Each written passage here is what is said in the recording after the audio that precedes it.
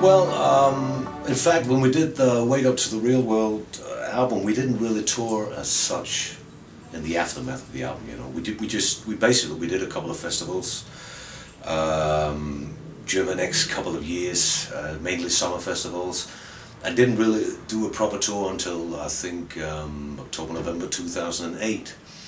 And that's actually when we started, you know, thinking about doing a new album. Actually, I mean, the record company wanted us to do one, but we didn't write anything at the time being. You know, we just fucked around, basically doing nothing, doing our 9-to-5 jobs, whatever, you know.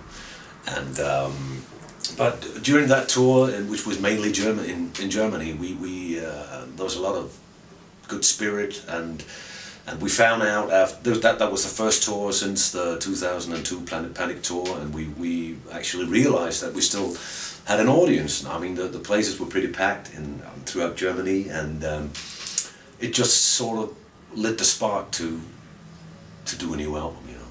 And yeah, that's it.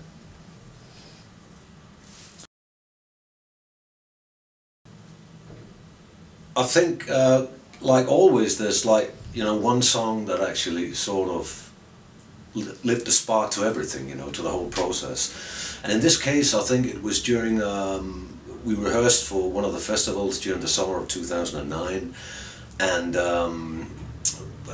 during one of these rehearsals we just wrote the song Cielo Drive, which was the first song we wrote for this album, and it just became like the song that sort of made the whole process going. Like on Wake Up to the Real World, it was the song Wake Up to the Real World, the title track, you know. And but I mean, actually there went some time before we continued, but we agreed on that during the summer 2009 we wanted to do a new album, you know. And but the thing is that logistically we spread out all over Denmark today, you know, and the old days we used to rehearse like we sort of lived very nearby, all of us, you know, in the same town and stuff, you know, and we decided to you know, gather a couple of times during some weekends and stuff like that, you know, start recording for this album, and we did that in October, November. Well, late October, I think we had the first gathering. We called it Camp Rock, you know. It was like 50% writing and 50% partying, having a good time, you know. I mean, the social aspect always meant a lot in this band, you know. We had a real good time, you know. So we packed our gear and a lot of cases of beer and stuff like that, you know. Basically, we had a good time. But that was, I mean, the whole song, well, the whole album was actually written in something like 12 days, which is very different from what we normally do, because normally we you know, take something like 6 months to write the songs, and then we rehearse them and go into the studio well prepared, which you can't say we were this time around, you know. So it was something like we ended up with 9 songs or something like that, and they weren't actually quite ready when we booked ourselves into the studio, but and we wrote one song during the process. But it was a great way of doing it. I mean, there's been a good spirit ever since we started, and you know, a great feeling within the band, you know. So it's been a really good, really cool process, you know, this time. Really nice.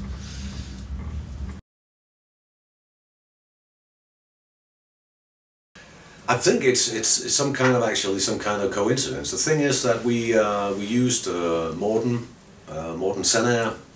We used to play with a Danish band called Mercenary, and we used him during the last 3 years on and off as a hired gun, you know, as a session musician, and he's a great guy, you know. We all liked him, and he got along really well with the band on a social level and on a musical level as well, you know. So it was kind of obvious.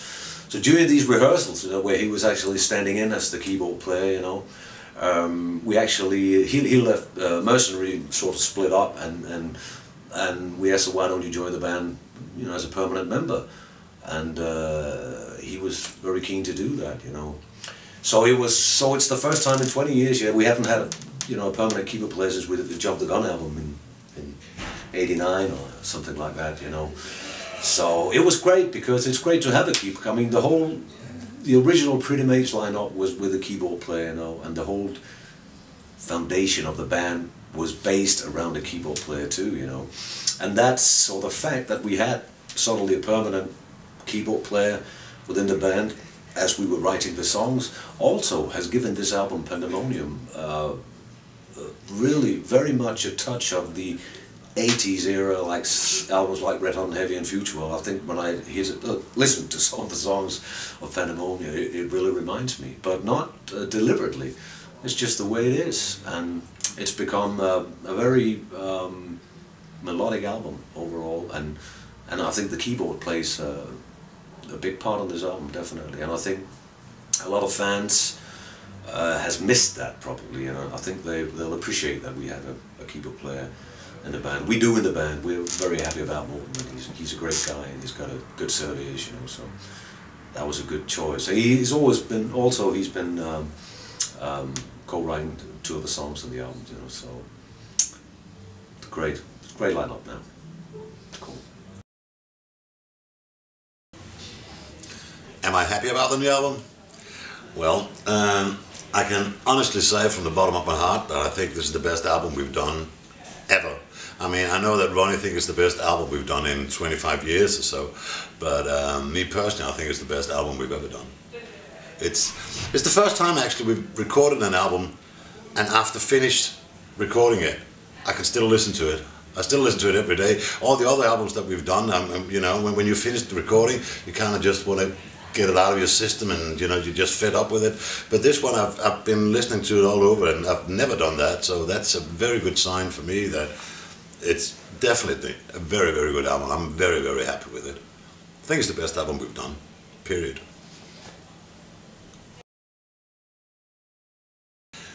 I know this is kind of those questions where you can always answer that with a cliche, but it's basically it is just because it's still very fun. You know, we have a lot of fun. And we actually enjoy what we're doing, and I think we enjoy it more than what we did 20 years ago. Because at that time, especially when we did the Future World thing, we were still very young, and we didn't know exactly what was happening. We had a lot of success with that album, and but we had no idea how to actually fit into that world. And now we're a lot more familiar with everything because we've been existing for so many years, and so I think now it's a lot more fun, and we enjoy it a lot more because we know from experience 20 years ago or 30 years ago that it's a matter of actually, well, being, that's what we call carpe diem, you know, seize the day, live at the moment, you know, and that's exactly what we do. That's why everybody enjoyed it so much. And I can honestly say that it's still a lot of fun. Believe me, it is. And we really like it. I'm very pleased. It's the best thing I could do. Well, in about 5 minutes, I'll go down to the pub and have a beer. That's short term, but no.